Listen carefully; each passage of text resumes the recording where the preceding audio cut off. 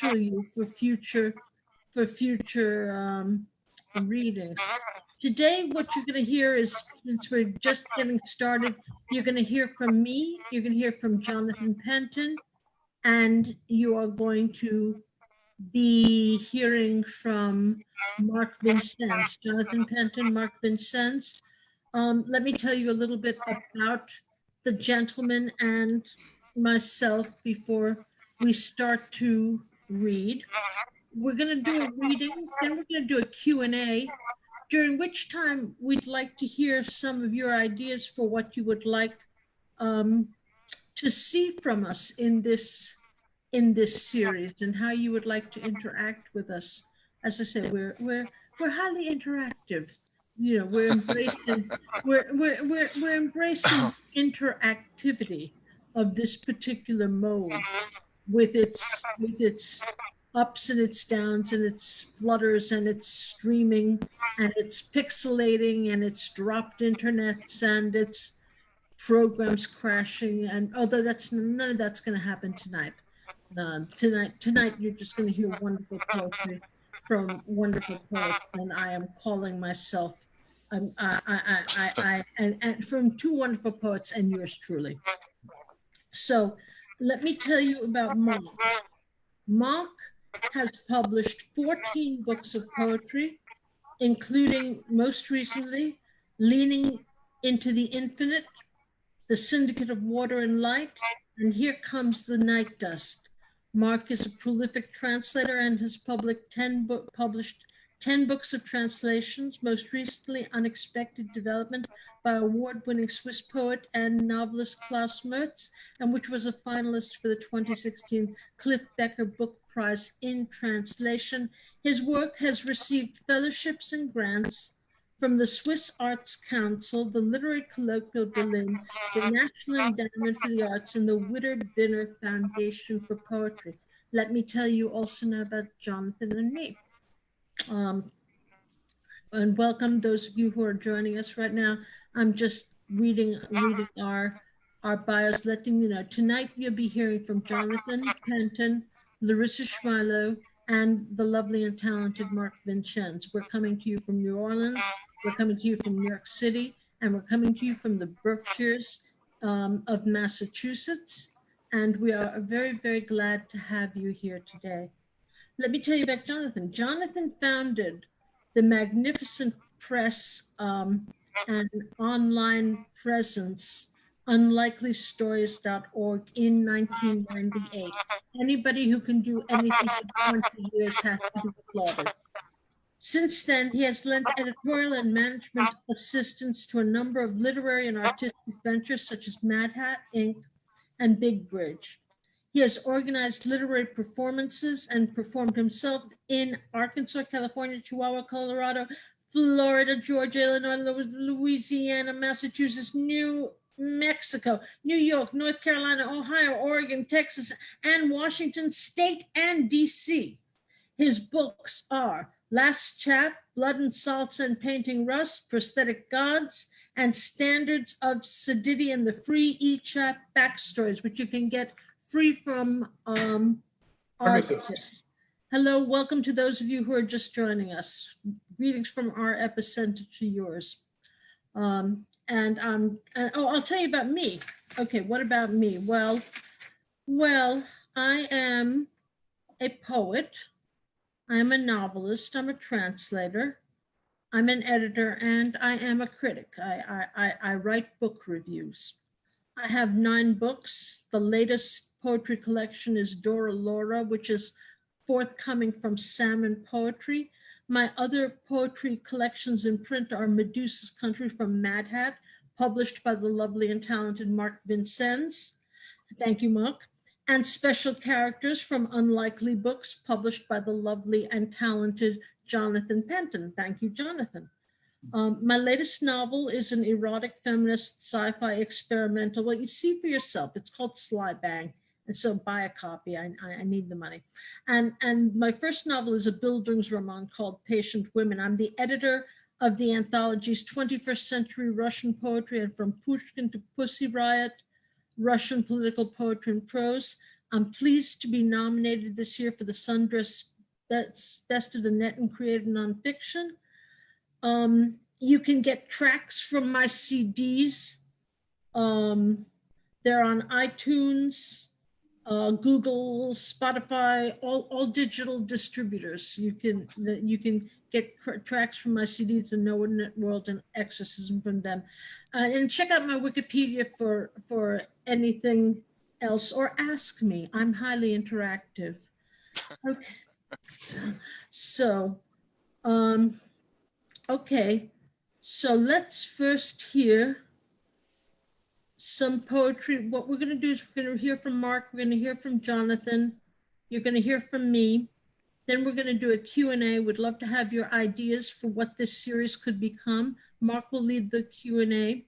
As I said, we're not having an open mic today. If you want to sign up for the open mic, please go to our Facebook page, which is LIT BALM, an interactive live stream reading series, and sign up there and we'll schedule you for a reading on this show, which, as I said, we can develop together to see what we can do with this medium and with our time now that we have so much of it. I don't know.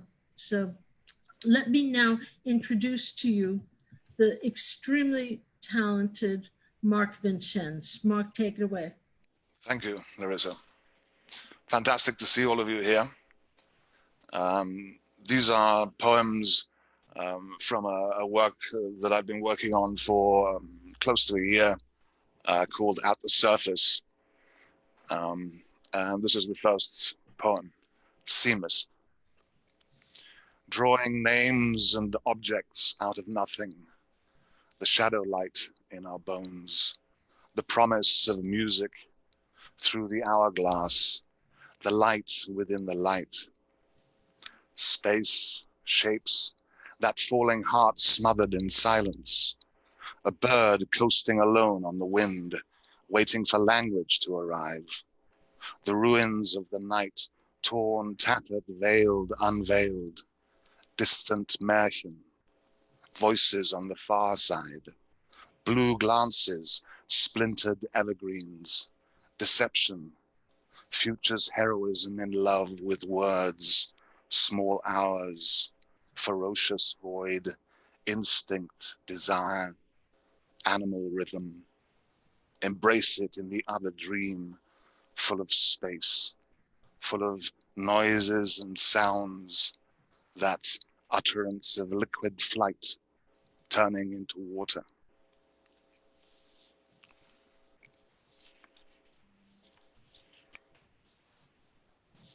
The next poem is called Life Force. 1. Human order. Dim prophecies, infernal color of passions, and then finally a reprieve. The true indifference of those colors. Consciousness preparing for death. Strange alliance that rejects that state of terror. Words within hands barely written, words demanding more silence, grim details, everything in the interim, staring head on into the glaring eyes of the sun. 2. Congregations, amassing a mass en masse, and when light emerges from death.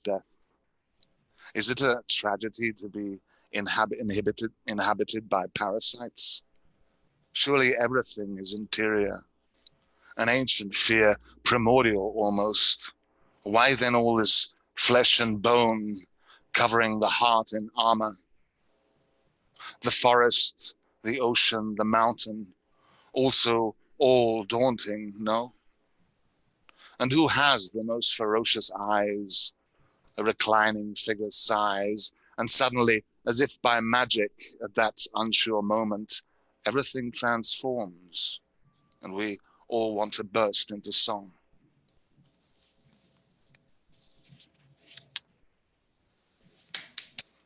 Yay. And the last one that I'll read tonight is called Stories Seen in the Carvings. 1. Whose eyes are closed. Slow beginnings in early mornings. Needles scattered outside the interior world. As clouds disperse, the sky unravels. Ahead, voices wrap around trees, nudging steam and whispers. What is the color of water now? A great solidarity dwells in light, and in spare branches, eternity finds a sound. There's a clacking like nail on wood, and in the fog, it's snowing leaves. The breeze, a sniffle, a cloth of light descends. 2. The concealed motors of narrative. Refusing fingers, wavering gods are dreaming. Aren't we made of light, both ahead and behind?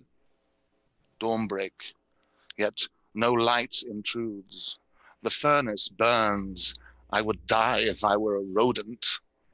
The frames served on a door. Fevered speech. What a climate to come home to. What should move ahead or through? Heed the words and dream them, creature. Wavering daybreak, from where black reigned alone, knotted brow sipping old wine, tangled in the future thought of, as if something we call flint might ink this all into infinity. And a train passes, sounding like a predatory creature seeking out a distant life. Together, we are vaguely surreal, encased, enclosed in a photograph, a reel that unwinds on pillowcases, blithely saying, touch me, and the frond of a leaf or petal, innocent living inside, says, let me stroke you too. That rising up through storm and weave, clearly executed, seems to explore in a single together. So why then look back, my love? 3. Intensive care unit. Vaguely abysmal, the city, though our earthly architect did his very best, something's amiss. The rattle of the furnace, the hum of the vent, sends that hollow howl through the inside of the room where another kind of snow, a night snow, follows childhood paths, as in the purest form, the ruse of a wandering life. Slant veil of light mist across hilltops now, scent of mint in the air along the warm, walled road. Words dressed with lemon and mint float inside the mind, and the partnership wanders through caverns of absentee bats. The silken sky plunges toward the shore, where deft-swollen seabirds dart and dangle, and the waves' white eye stares on. A seamless pattern dapples the sands, sifting through light to retrace our fading tracks. Oh, thank you. Beautiful. Mark. Beautiful, beautiful. I can taste the lemon and mint, and may we all be blithe and sane these days. May we all be blithe and sane. Thank you for your beautiful poetry. Thank you. Wonderful, wonderful. Thank you so much. All right, next up, we have the lovely and talented Jonathan Penton, who has been exploring a form called haibun, which explained to me is a prose poem followed by a haiku. Are you reading some haibun today? I am. Right now I'm trying to see if anyone on the Facebook Live responded to Mark's stuff. And sorry about that. Now it's just repeating you. What's that? Sorry about that. Okay, I was just checking the Facebook Live to see if anybody responded to Mark, and it doesn't look that way. So Maggie says, Maggie says, explore in a single together. Wow. Yes, on the chat. Very good. Oh, nice. Explore Nice. in a single together. That is beautiful. That is a beautiful line. All right. So Jonathan, I think you're reading Haibun and some from your Unlikely Peeps. That's right. I'm not nearly as prolific as Mark and Larissa.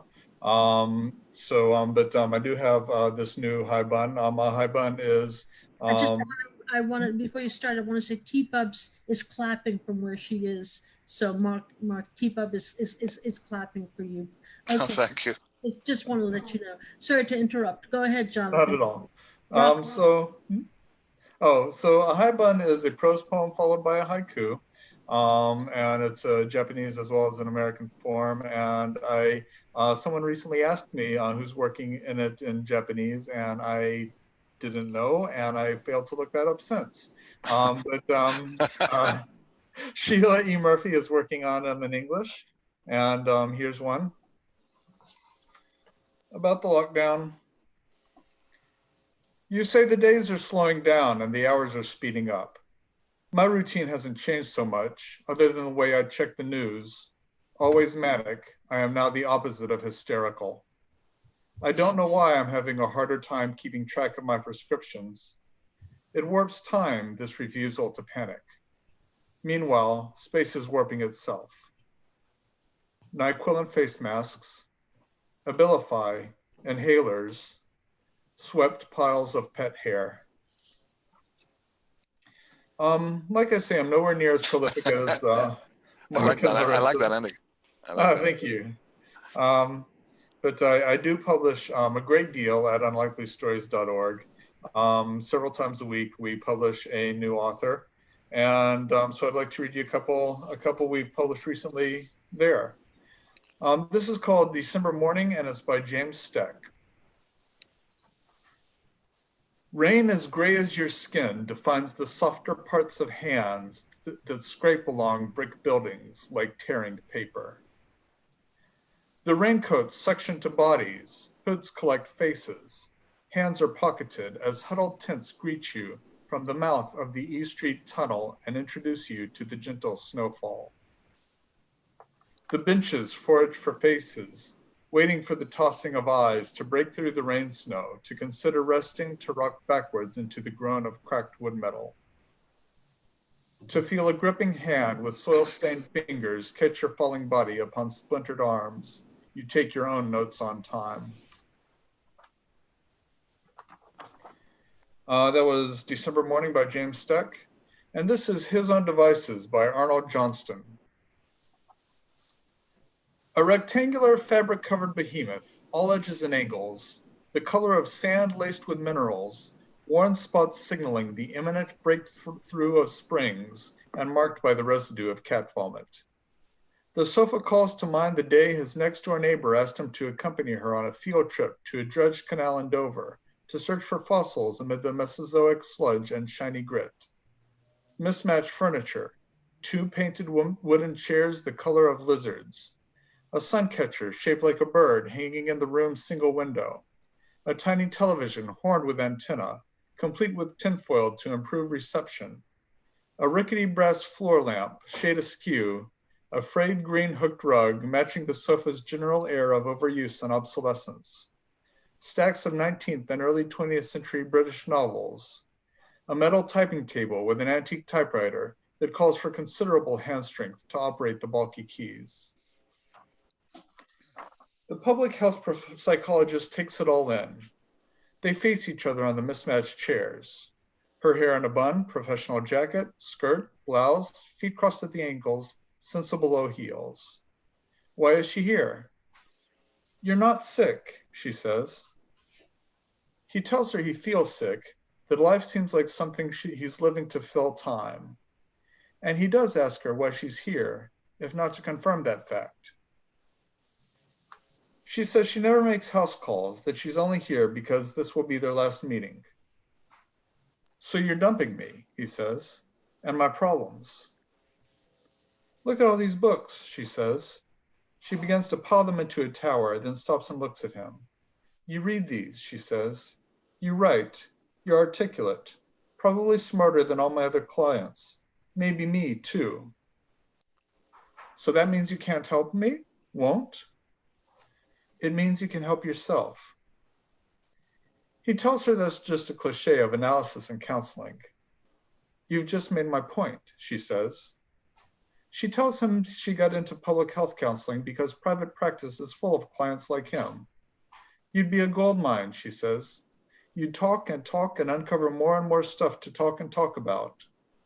She stacks more books and smiles at him. And I'd make money. I want to help clients who can't help themselves. So you're leaving me to my own devices. Good way to put it, she says. Because you're good at constructing your own labyrinth. And when you're ready, you'll find your own way out. She looks at the vomit-stained sofa. And you have a cat. It died, he said with some satisfaction. Then, fine. How much do I owe you for today? She says she has a meeting on campus. Then, this is in the house and on the house. Very funny, he says. She rises. Goodbye then. Take care. And remember, you're not sick. She leaves. He knocks over the tower of books, then picks up the history of Mr. Polly and gets back to his own devices. Yeah. We read, we're articulate, we write. Thank you so much. That was Jonathan Penton, ladies and gentlemen. That was Jonathan Penton reading the poetry. Well, who was the author of the last piece? Arnold Johnston. That was his own devices by Arnold Johnston. Arnold Johnston. That's wonderful. So, Fantastic. Thank you, Jonathan. So we will be coming to you every Saturday at 5 o'clock. Help us build, tell people about us, help us grow. In the future, we'll have special guests. We plan to have panels.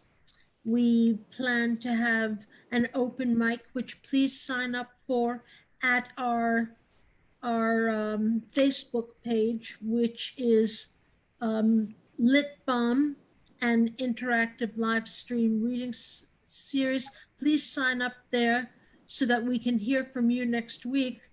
This week you're hearing from the founders, Marc coming to you from the Berkshires, Jonathan coming to you from New Orleans, and me, Larissa Shmailo, coming from you from the epicenter of epicenters, New York City. So, and I guess I will now read you something. So this one is low G. I will read a current Corona poem, a future Corona poem, and then I'll get out of Corona and do something fun, okay? But anyway, low G. I study mass psychology and epidemiology. What is the sociology of social distancing? We, a mass of viral fears, sing through virtual nets and iPhone rings. Marx might call this alienation if he were alive. Bees don't swarm in this new hive, a nation apart, afraid to touch. We were already alone too much. Okay, that's fucking depressing. Never mind. Okay. This is this next one. Yeah, I can almost hear somebody in the back of the Neurekan saying, read the fucking poem, but I'm going to give you an explanation anyway. I was trying to translate the Joseph Brodsky poem, New Life. I couldn't do it. Brodsky insists that his poems be translated not only in content, but in the exact form. And Brodsky did, he's gone now, but he insisted that his poems be translated in form as well as content, which I couldn't do. So instead I wrote 8 mistranslations. This is number 8.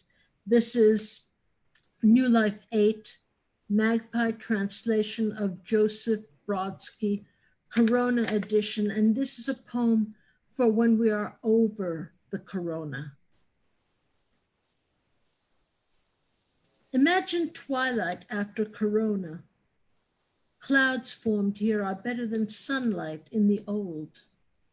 Cicadas sing a sonorous ch, And now that the masks are gone, a classical perspective reigns, although things remain vulnerable.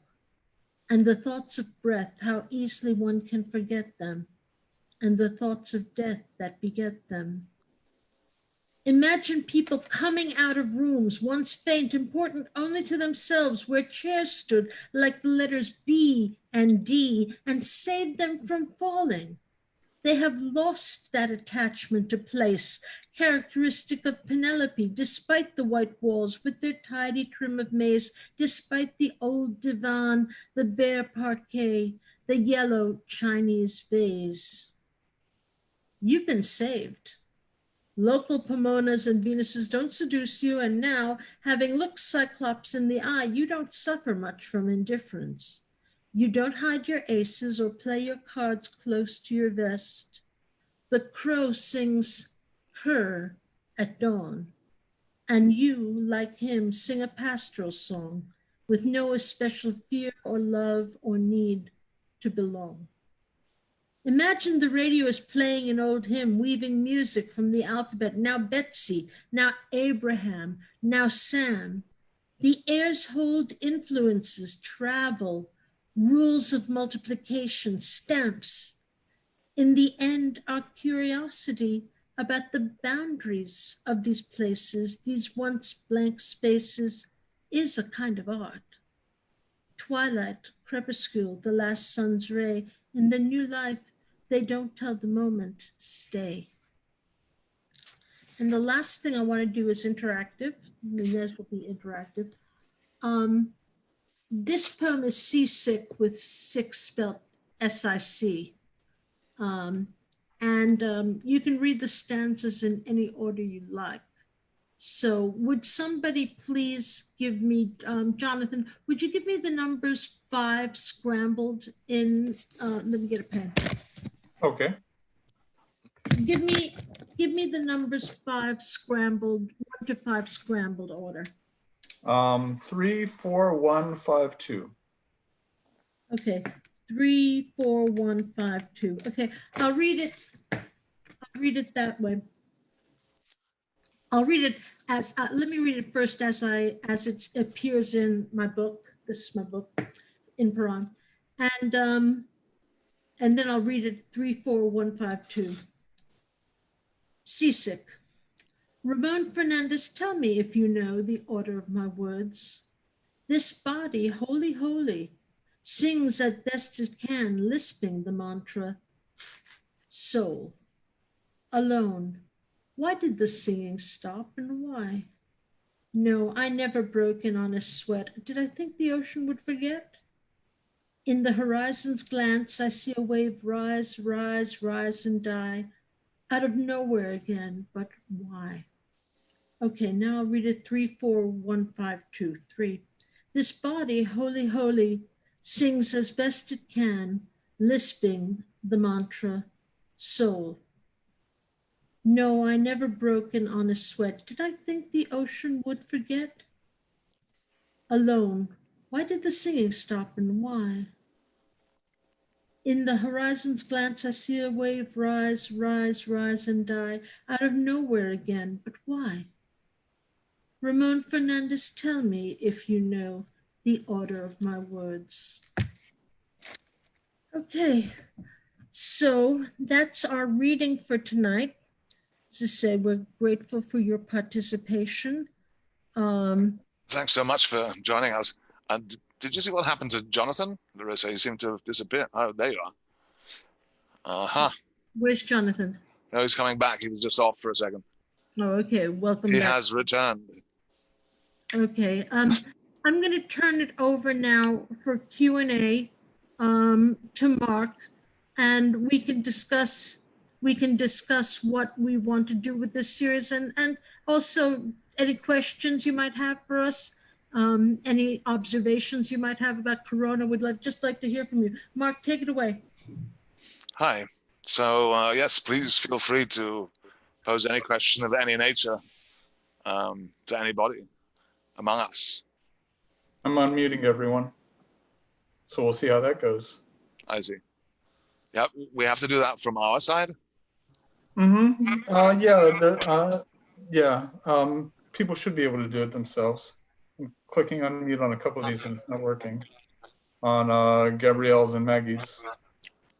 Oh, there it goes. Okay. All right, we should all be unmuted.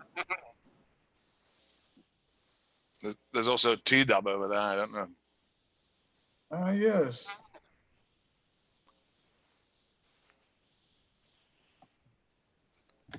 There we go. All right.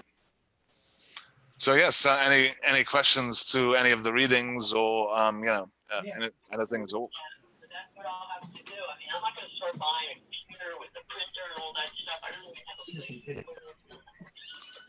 a I thought that was a question for a second. Mm-hmm. No, it's my husband talking to my mother on the phone. She's thinking of buying a computer for the first time in her life. Woo! I see. Yeah. Or an iPad. Yeah, my mother went through that phase and then she got bored with it after a while. Yeah. Any questions about any thoughts, comments?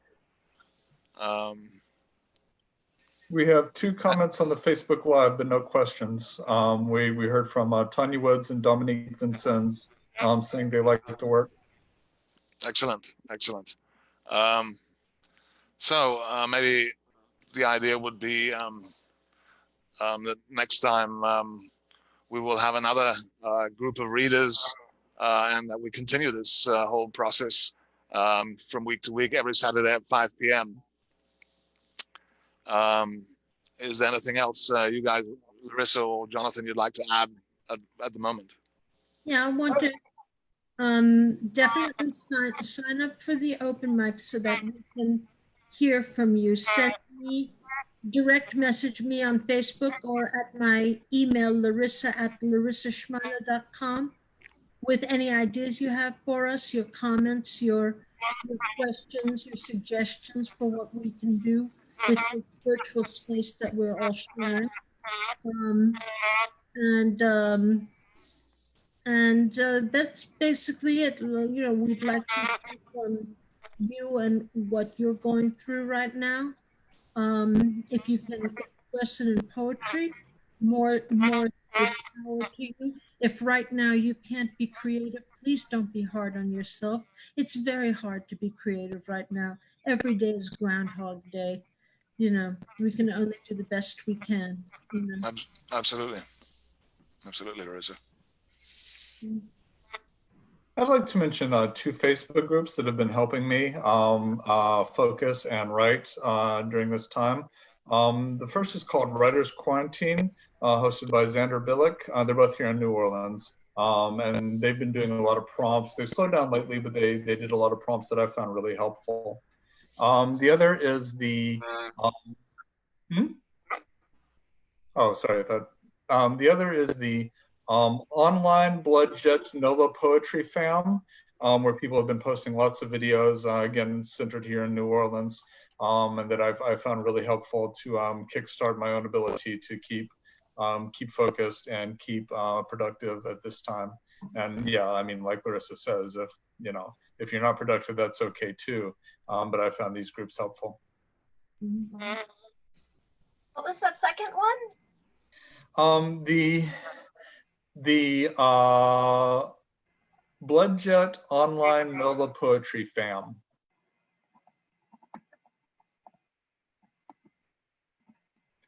Can you type that into the chat, please? Sure. Thank you. Cool, and I'll see if I can figure out how to get into the chat. Oh no. If you go down to the bottom, there should be a little. I got it. Okay. Yes, thank you. So subtitles are possible as well, then, yeah. Thank you. Kinda. I really thought I'd turn the chat off so that people couldn't come by, random people couldn't come by and hurl obscenities into the chat. But I failed to turn the chat off. So, yeah. That's what I know. Cool. So next Saturday, 5 p.m. again, We'll be announcing during the course of the week who the readers will be. Thanks so much for joining us, and well, everyone stay safe, and lots of peace and love everywhere. That's it. Peace and love, you guys. Thanks so much, you guys. This is great. Thank you. Thank you. Thank you. Good night, everybody. Bye. Bye. Bye, Patricia. Bye, Celeste. Bye, Gabby. Bye. Bye, Tito. Bye, Bye, Tony. Bye, everybody. Hi, Mark. Bye. Hi, Ann. Hi, Ann Bogle. You're there too. Good Hey, to hey. see you, Ann. I'm here. Can you hear me? Yes. We can see your name. We can't see. Yeah, I took the mute off. Yeah, we can hear you. We can hear you. Well, hello, Ann. How are you feeling today? Great. Good. Good. Glad to hear. I really enjoyed this reading. Thank you. Thank you. Thanks for joining us. Sign up for the open mic, Ann. Okay. All of you guys, please sign up for the open mic. All right. Bye-bye.